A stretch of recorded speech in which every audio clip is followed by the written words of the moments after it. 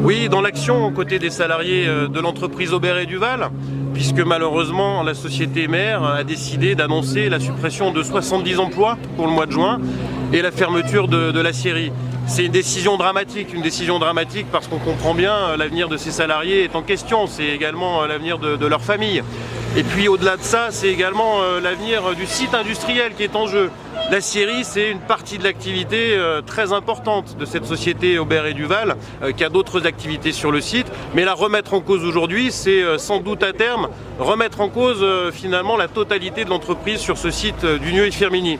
Il y a deux choses quand même très importantes qu'il faut savoir.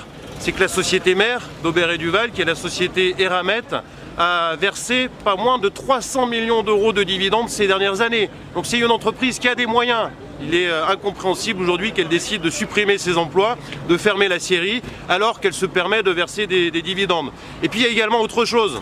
La région Rhône-Alpes, dirigée par M. Vauquier et M. Cinieri, a décidé il y a quelques mois à peine de verser 1 200 000 euros de subventions à cette entreprise Aubert & Duval. Comment est-ce qu'on peut accepter, après avoir versé de l'argent public, qu'elle licencie aujourd'hui? Donc la région doit demander des comptes. Il faut absolument qu'il y ait un contrôle des fonds publics qui sont donnés aux entreprises. Et puis enfin, il y a une dernière information qui est, je crois, aussi très importante. C'est qu'Eramet se situe dans une activité qui est stratégique au plan national, celui des aciers spéciaux.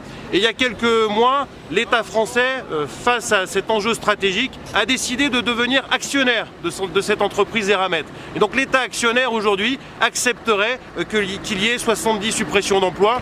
C'est inacceptable. Il faut absolument, par la mobilisation, obtenir que l'État et la région demandent des comptes et que l'entreprise revienne sur cette décision inacceptable de supprimer ces 70 postes.